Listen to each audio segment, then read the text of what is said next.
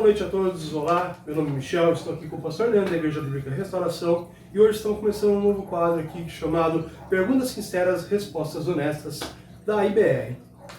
Hoje estamos aqui para fazer algumas perguntas relacionadas à Igreja Evangélica em si, a Igreja Evangélica no mundo e ao futuro e a como está a IBR no momento. Pastor Leandro, obrigado por participar, para a gente ter essa ideia junto que a gente teve de fazer esse quadro de perguntas, respostas. Hoje a igreja em si no Brasil e no mundo mesmo, devido à pandemia que estamos tendo, já prolongando há quase 2 anos, está um pouco complicado para manter uma igreja e para levar o evangelho para frente. Eu queria que você falasse um pouco para a gente, na sua visão, na sua concepção, como pastor mesmo, como que está sendo isso, como que é para uma igreja, não para a IBR em si, mas para uma igreja mesmo, a levar o evangelho diante dessa pandemia, por favor. Boa noite, graça e paz. Michel, estou muito feliz de a gente estar iniciando esse quadro juntos, né? Louvo a Deus pela sua vida. E é uma pergunta bastante interessante, né? Em relação à igreja levar o evangelho ele continua sendo expandido, né? Continua sendo expandido. Se a gente pegar a história da igreja, Paulo não tinha essa facilidade que nós temos hoje da internet, como nós estamos aqui, e ele conseguiu expandir o evangelho, né, por toda a Ásia e Europa. Então, hoje o evangelho ele é apregoado, né? O que está difícil hoje, Michel, é viver o evangelho, né? Porque a igreja, ela está muito, quando eu falo igreja, eu não estou falando simplesmente igrejas evangélicas, mas a igreja ela tem aquela concepção de que tem que ter um salão, né? E de que para que as coisas possam crescer, para que possa se viver. Isso dentro do nosso contexto. Mas a gente vê a igreja perseguida. A igreja perseguida ela não pode ter um salão. E aonde mais se cresce a igreja, porque se vive a igreja, e é isso a dificuldade, e eu assim, apesar, para manter uma estrutura, aí é difícil, porque a estrutura exige o conforto e tudo isso tem um preço, e para você manter aquilo, as pessoas têm que estar usufruindo daquilo. Quando as pessoas não usufruem daquilo, a tendência é o quê? Elas pararem de contribuir, elas pararem de pensar em igreja, porque não são igreja. Igreja não é o templo, né? Então, é por isso que hoje eu vejo assim aquela loucura, não, as igrejas têm que estar abertas porque ajuda na fé. A igreja tem que ser igreja, nós podemos ter essa unidade, seja através de um telefonema, uma chamada de vídeo. A igreja tem que estar unida, a igreja não pode se separar. Eu, particularmente, nessa pandemia, né, eu não fecharia, por quê? Porque, para mim, questão, se vamos falar assim, vamos combater a pandemia e nós vamos fechar tudo e se manter isolado.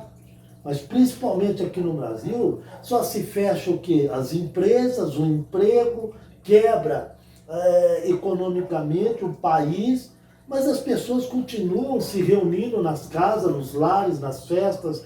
Então, para mim, é mais fácil eu pegar, a gente passar um vírus, vamos supor, dentro de uma reunião de amigos, dentro de um apartamento com 5, 6 pessoas, que nós não vamos ficar usando máscara, do que dentro de uma igreja, mantendo isolamento social, qualquer outro lugar. É mais fácil você se contaminar no refeitório da sua empresa do que no local de trabalho. É mais fácil você se contaminar. Então, assim, são duas vertentes. Por isso, eu não vejo por que fechar as igrejas, porque eu não acredito que é ali na igreja que seria a contaminação. Mas, por um outro lado, eu vejo isso, um botãozinho vermelho, que Deus está apertando para a igreja voltar a ser igreja. Eu falo que a igreja do futuro está 2000 anos atrás. Quando igreja, ela se dava em qualquer lugar. Igreja é o compartilhar da fé, da crença, é o agir,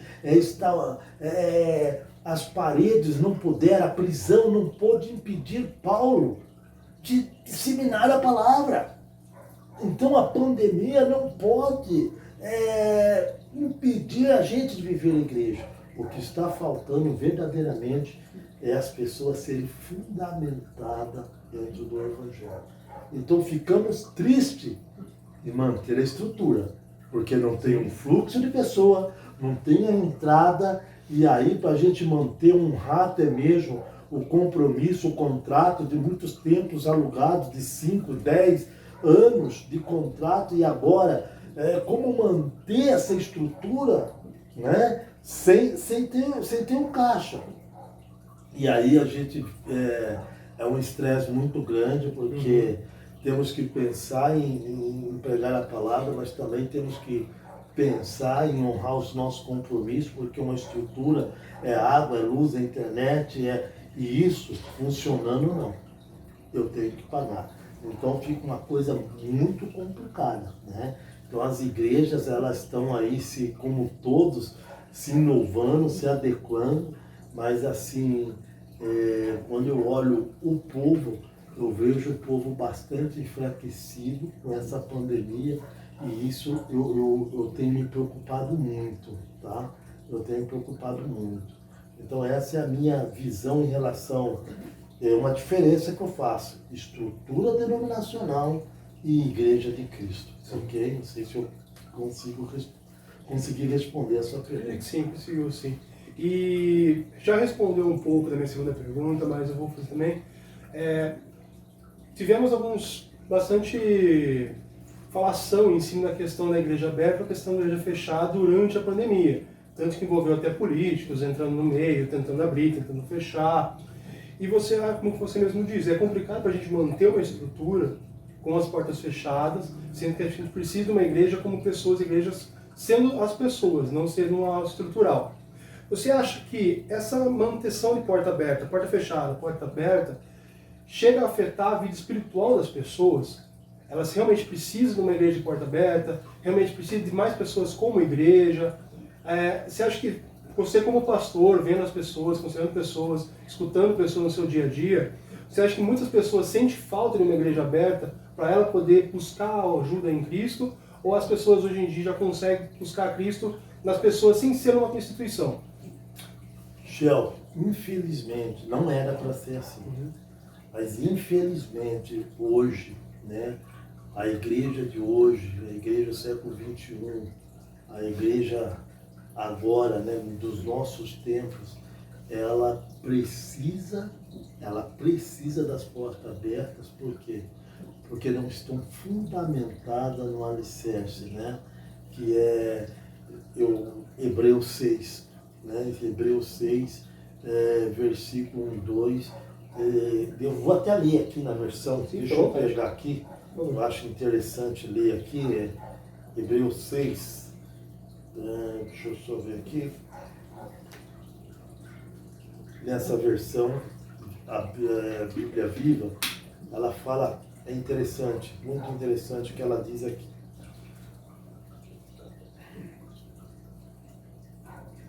Hebreus 6.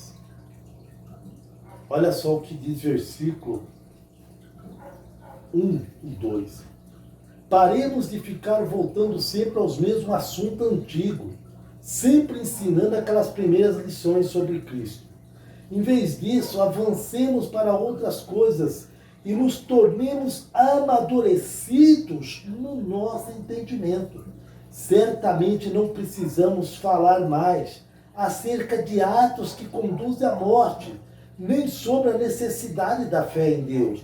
Ou seja, não preciso ficar falando para você que colocar a mão no fogo queima. Entendeu? Como criança, a gente tem que crescer. Então ficar falando, olha, isso vai te levar à morte, olha, isso, aquilo. Você tem que ter fé em Deus, porque isso é coisa primária, isso biologicamente é um leite materno, né? Então, olha só, versículo 2, vocês necessitam de mais instrução acerca do batismo, da imposição de mãos, da ressurreição dos mortos e do juízo eterno. Que isso é o fundamento para toda uma caminhada cristã. Agora, a igreja hoje, ela fica baseada nisso, precisa constantemente ter que ser exortada, olha, o adultério te leva à morte, olha, o roubo te leva à morte, olha, a prostituição te leva... Poxa, você não precisa falar para ninguém que isso é errado. Você não precisa falar para um viciado, um entorpecente, que isso é errado, ele sabe que é. Ele sabe que é. Você deveria já partir para outras coisas. Só que a nossa igreja, ela é nenê. Então ela tem essa necessidade de ficar leitinho. E aí a gente cria um bando de pessoas, né, salvas, né, mas crianças mimadas, que fazem birra. E quando não tem alguém falando constantemente isso com ela, ela se perde. Ela se perde. Então, por isso que hoje, essa igreja de hoje é dependente. Mas, Michel, sabe o que me preocupa? Eu acredito, eu sou pré-tribulacionista. Eu sei que tem base para mim de tribulacionista, pós-tribulacionista, eu não quero entrar nisso. Tá?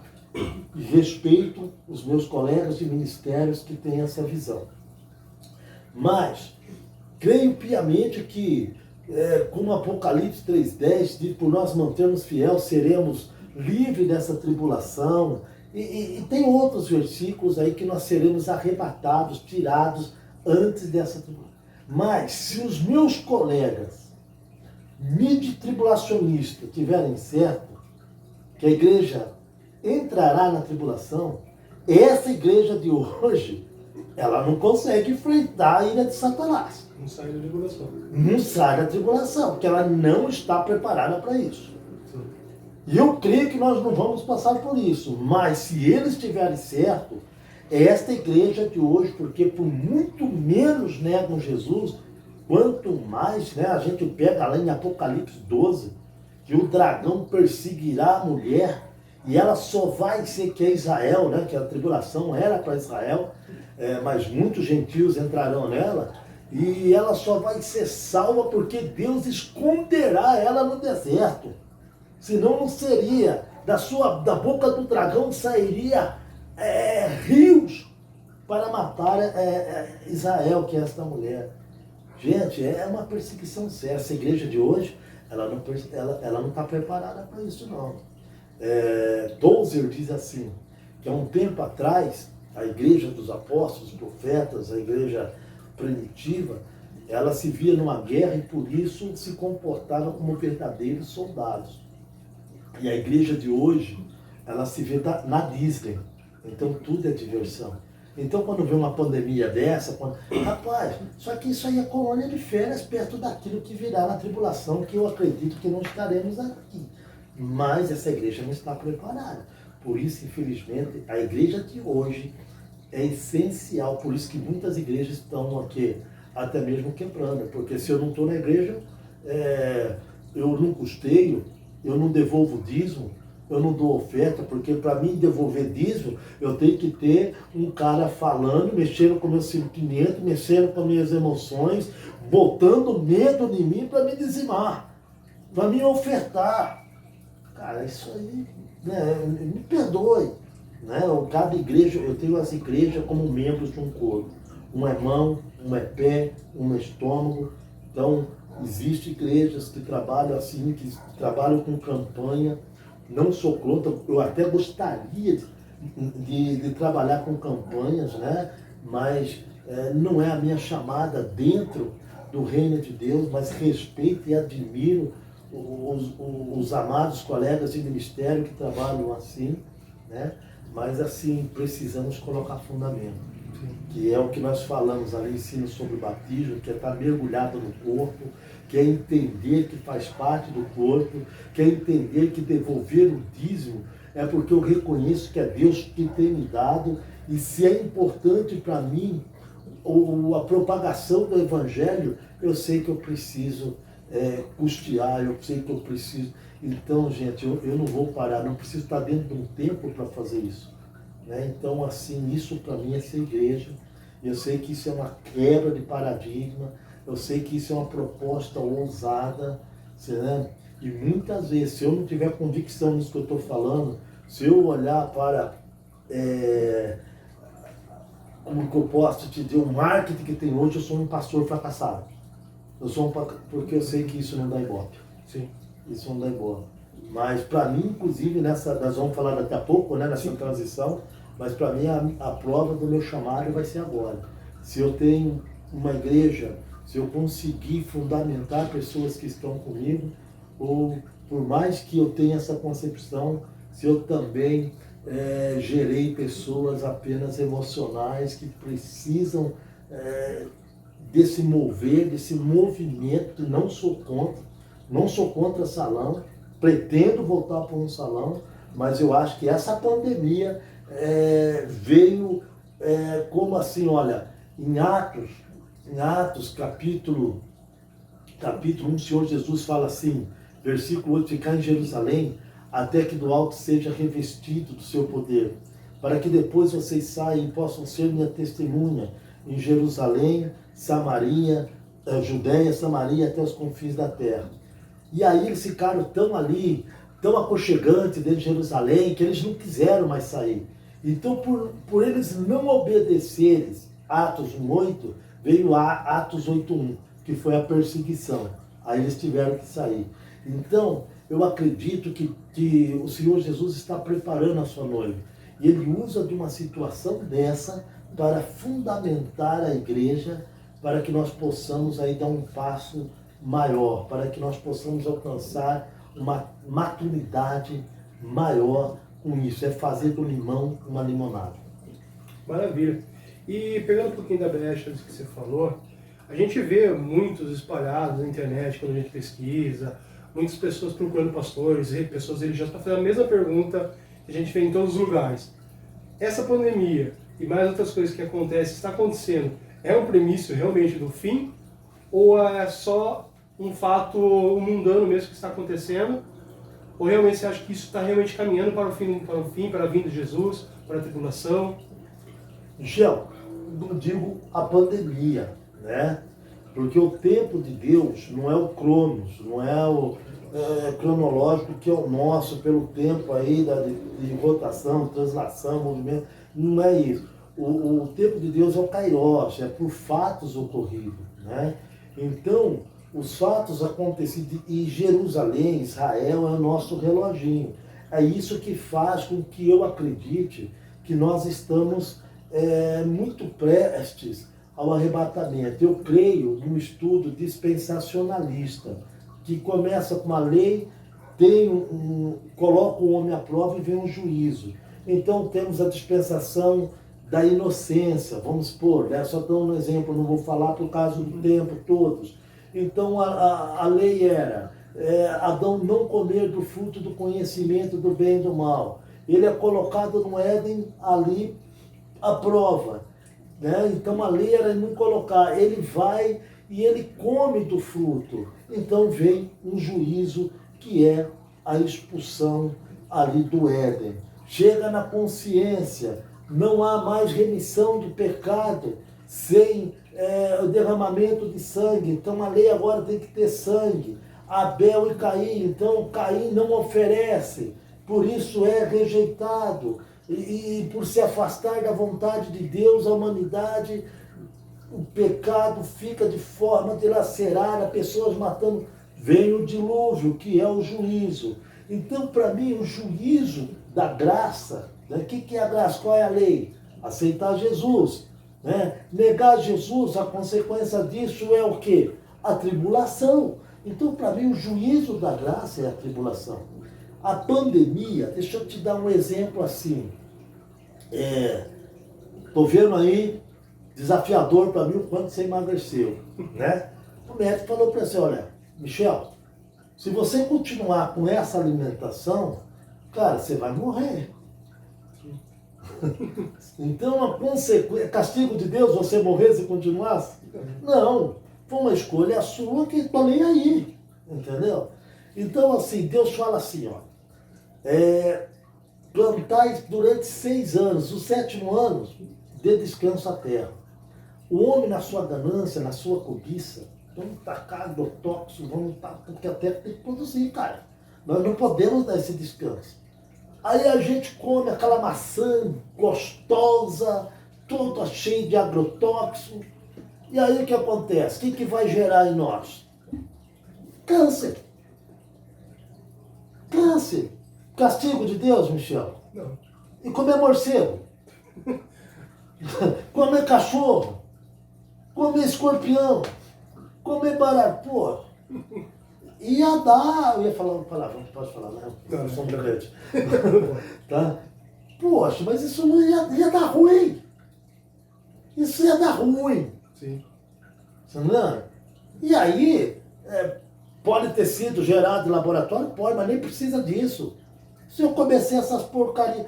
Você viu que agora com a Covid, acabou agora que tudo que a gente ia no pronto-socorro era virose? Acabou a virose. Tem virose mais. Por quê? Porque se lava as mãos. Porque se lava as mãos. Porque tem a higiene básica. Então é consequência direta. Você está com um carro. Aí o cara passa o sinal vermelho e bate o carro. Você fala assim, é castigo. Pô, mas ele bateu em alguém que passou no verde. E aí? É consequência direta. Então a pandemia, para mim, entendeu? Não é que é um sinal, mas a gente vê que é consequência direta do abandono, sim, do homem de Deus. Então a gente está colhendo aquilo que a gente está plantando, tá? Que a gente está plantando. Mas por tudo que está acontecendo, número de terremoto, peste, por isso que eu falo assim, vai acabar a Covid, vem outra, vem ebola, vem não sei o quê. Cara, isso aí é bíblico, mas isso não é nada comparado ao que virá na tribulação. Na tribulação, a palavra do Senhor diz, né? Acho que está lá em Apocalipse, se eu não me engano, 18, 19, as pessoas vão se incendiar, cara. O sol vai ser tão quente que elas vão pegar fogo vivas. Imagine isso. Né? Os rios se tornarão em sangue totalmente, as fontes, não terá mais água potável. Imagine isso. Então, assim, agora isso já está, como se diz, acostumando o povo, né? Ficar aqui para não sentir tanto lá. Né? Então, assim, creio que estamos prestes ao arrebatamento, creio sim, mas não por conta dessa pandemia. Isso que eu quero te dizer, isso é uma consequência direta do pecado do homem, tá? Porque a gente espiritualiza tudo, né? Então a gente tem que tomar muito cuidado nisso aí também. Maravilha, maravilha. E agora falando um pouquinho mais da IBR em si, a gente passou por alguns momentos grandes na IBR e agora estamos começando uma nova mudança lá. Vamos pegar um novo caminho, um novo rumo, uma nova formato de ser igreja. Voltar ao princípio mesmo, como você mesmo comentou agora. Queria que você falasse um pouco como que vai ser a IBR agora, como que vai ser essa transição, como que é a sua visão a partir de agora, certinho, da IBR de agora em diante. Interessante, Michel.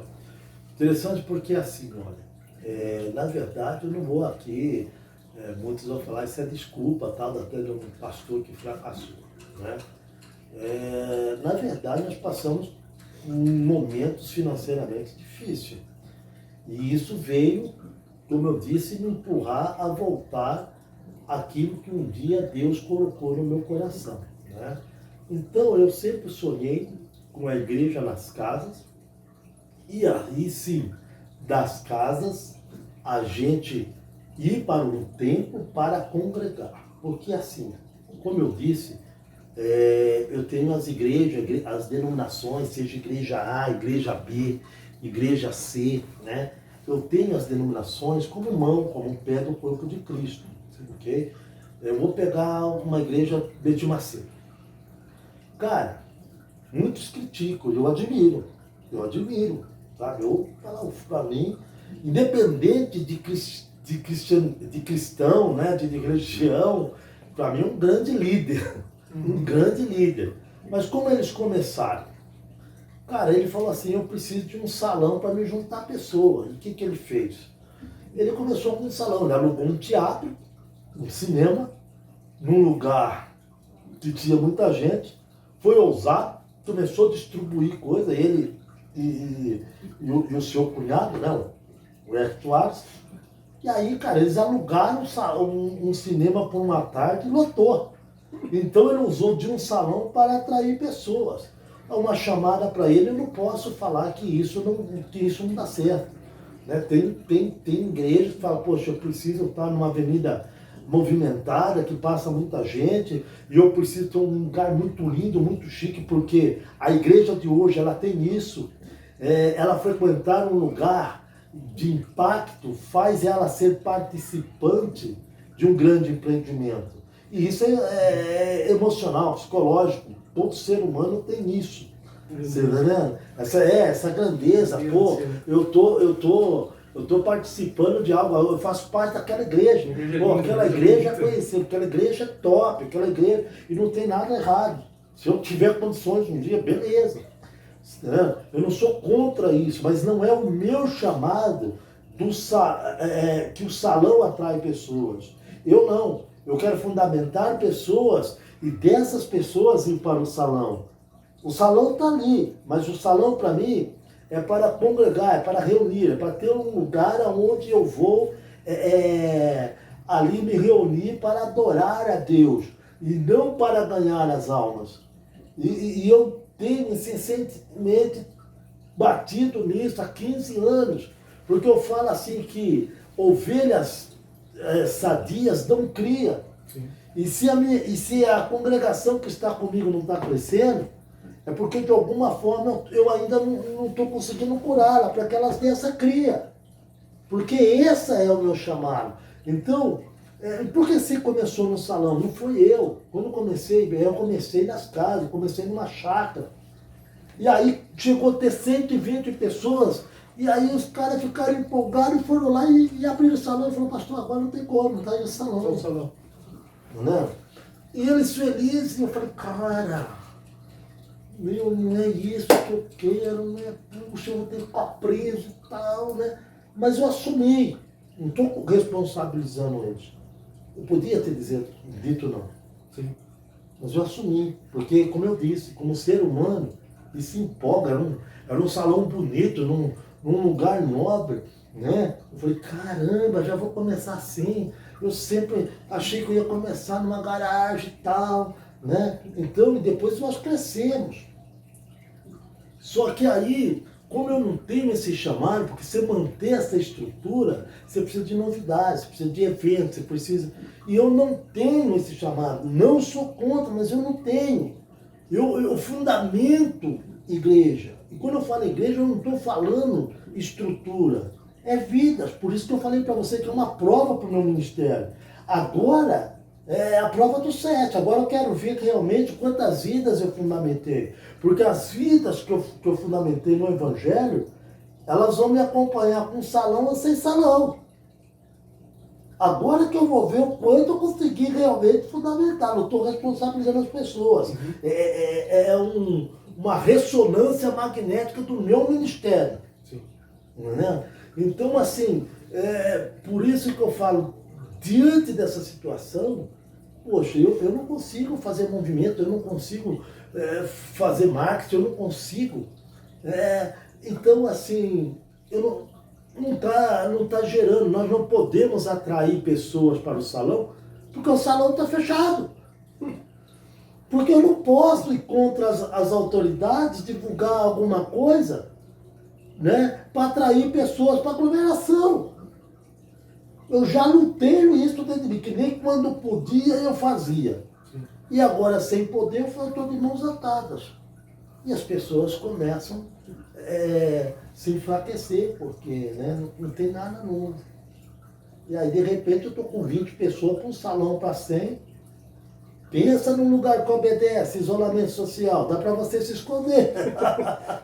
Você tá entendendo? Dê espaço, entendeu? Só que é frustrante. Então eu falei, poxa, chegou o momento de eu voltar, porque Deus é assim. Quando você sai da vontade dele, você não volta no meio da fila onde você está. Você volta lá atrás. Então agora a gente vai voltar para as casas. Eu falo que era assim na igreja primitiva. A última ceia Jesus serviu aonde? No cenáculo. Pegou o jumentinho e estava lá no cenáculo, né? Porque era no cenáculo que ele se reunia. A sinagoga era só os judeus. A sinagoga, né, que não tinha mais tempo, entendeu? Era só os judeus. Então, você pega, por exemplo, Romanos 16, 5, eu saúdo a Áquila e Priscila que mantém a sua igreja nas suas casas, né? E ali, o capítulo 16, a gente vai ver a igreja que estava na casa de fulano, a igreja que estava na casa de ciclano, a igreja que estava na casa de Beltrano, né? Atos 2, 42, estavam todos reunidos, né? Ali na doutrina dos apóstolos, no partir do pão, na comunhão, e era nas casas. E Deus ia acrescentando. Então nós estamos voltando ao início. Não que eu não quero um salão, mas ir para um salão quando já estivermos estruturados e não dependendo do salão para estruturar. Então é o inverso da coisa. E eu estou muito animado, porque se eu tiver pessoas fundamentadas, então o Senhor vai acrescentando a cada dia aqueles que vão ser salvos. Porque assim o evangelismo se dá lá fora, no meu chamado, na minha visão. E não o evangelismo depender do salão. O salão, eu vou usar o salão para qualificar as pessoas, para que elas possam fazer a obra lá fora. Efésios 4:11. Para isso Deus separou uns para apóstolo, outros para profeta, outros para evangelista, outros para pastores, outros para mestre, para capacitar os santos, para que os santos, os membros, façam a obra, para que eles edifiquem. Então, esse é o meu chamado. E eu estou muito feliz, porque depois de muita teimosia, fazer que nem o apóstolo Paulo falar, dura coisa é recalcular contra os aguilhões de Cristo. E eu fui contra aquilo. Então, a minha esposa está muito triste, porque ela é apaixonada pelo salão, pela igreja, por vocês e ter vocês reunidos. Mas eu estou muito feliz.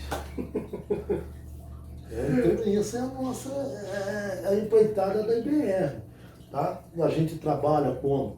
A gente tem muitas ferramentas. Trabalhamos, por exemplo, com a Universidade da Famílias, que é o Veredas Antigo, que é a bênção dos filhos sobre, a bênção dos pais sobre os filhos honrar os pais. Então a gente trabalha com isso, acreditamos que isso traz cura interior. Tá?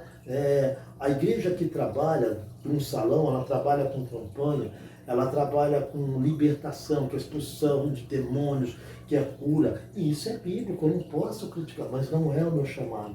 Sim. Agora, eu trabalho como? Conhecereis a verdade vos libertará. Então eu coloco a Bíblia na sua mão para que você faça uso dela. E a praticidade dela é que vai te libertar. Então você não vai ficar dependente de mim. Tá? Então eu tenho ferramentas como uma aliança que fala sobre casal. Né? Então, aquele negócio, pastor, ora pelo meu casamento. Como nós trabalhamos? Não, espera um pouquinho. Vou orar pelo teu casamento, para você praticar os princípios. Mas você como marido, como você está tratando a sua esposa? Você como esposa, como você está ajudando seu marido a cumprir a missão dele? Vocês como pais, como vocês estão educando seus filhos? Os filhos, como vocês estão honrando seus pais? E aí eu vou orar por vocês. Então é um trabalho, é um ministério que dá trabalho, mas eu acredito que vivendo isso a gente vai gerar muitos frutos. Né? Trabalhamos com CRAU, com finança. Tá? O que é a finança? Poxa, a Bíblia fala, a ninguém deveis coisa alguma, exceto um amor. Então é fazer você, ensinar você que você não pode gerar dívidas, aprender com José do Egito que você tem que poupar pelo menos 20% do que você ganha. Se você não aprender a poupar, você pode ganhar quanto for, você não vai ter saúde financeira. Então a gente vai trabalhar isso. Agora, para isso, a gente tem que confrontar. Nem todos querem ser confrontados. Mas se aceitar, cara, eu creio que a gente vai ter saúde e a nossa vida vai ser testemunho para o mundo. E Deus vai acrescentando a cada dia. Então, essa é a forma da IBR trabalhar. Tá? Através do discipulado, através do ensino, através da elevando a maturidade. Então, assim, se você quer nos conhecer, né? Apesar da gente sair do salão, da reunião pública, vou começar na minha casa, tá? Eu estou numa transição aí também de casa, porque onde eu estou não dá para me reunir. Mas eu estou, então, espero que dê esse tempo, mas vou começar na minha casa, lá em Saltinho. Poxa, pastor, mas eu sou de Piracicaba, né? Por isso, assim, eu dependo da igreja, que você levar o seu amigo. Porque ninguém vai na minha casa sem me conhecer. Sim. Só vai se você levar. Entendeu? Então esse é o trabalho. Esse é o trabalho. E você que quer nos conhecer, que está assistindo isso, com certeza é porque você tem os nossos contatos. Entre em contato para saber mais. E com certeza você vai receber um convite de mim, do Michel e de todos que estão ali na IBR, para você conhecer mais isso. E o legal de tudo isso, a gente vai reunir nas casas. E aí, o que vamos fazer uma vez por mês? Aí fazemos um evento colheita. Como? Alugamos uma chácara, né? E aí nessa chácara, se Deus possibilitar, de ser sexta, sábado, domingo, sexta-noite fazemos uma oração, damos uma palavra sobre oração para quem gosta de oração. Sábado, nós fazemos um trabalho voltado à família ou voltado a jovem e vamos ter o dia na chácara para ter lazer, se tiver campo, se não, tiver gincana, se tiver piscina, enfim, para ter a comunhão. No domingo de manhã fazemos um culto de celebração, celebramos a ceia e passamos ali a tarde junto, à noite voltamos para os nossos lares, né? Então vai ter esse evento colheita. Com o crescimento, voltaremos para o salão, mas tem uma coisa que eu não quero perder, a reunião nas casas, que serão as células futuramente, né? Porque aí cada um no seu bairro para encurtar a distância, e esse evento colheita a cada mês, a cada 2 meses, depende daquilo que nós tivermos para fazer com o pé no chão. Então essa é a visão da IBR. Maravilha. Muito obrigado pela presença, pelas perguntas. Queria agradecer a todos que assistiram com a gente, que estão participando. Se você tiver mais perguntas, quiser perguntar suas dúvidas no pastor, lembrando que toda a resposta que o pastor for dar é em base com a Igreja BR, em base da crença da Igreja BR, do que ele acredita, da fé que ele tem, da fé que a gente tem em Cristo Jesus. Muito obrigado pela presença, Deus abençoe a cada um de vocês. Quer dar uma palavrinha? Eu só tenho a agradecer também, né? Tenho a agradecer a você, que Deus abençoe você poderosamente. Tem algumas mensagens nossas no YouTube, se você quiser acompanhar o estilo de mensagem. Essa é uma das primeiras que nós estamos fazendo esse bate-papo, tá? E eu gostaria que você também acessasse, fizesse as suas perguntas, que em cima das suas perguntas nós vamos criar mais assuntos dentro dessas perguntas sinceras, respostas honestas, para tentar responder a sua dúvida. Um beijo no teu coração. Deus abençoe você poderosamente. Igreja Bíblica Restauração, uma igreja compromissada com a palavra e com você. Beijo no coração e Deus até a abençoe. próxima. Tchau, tchau.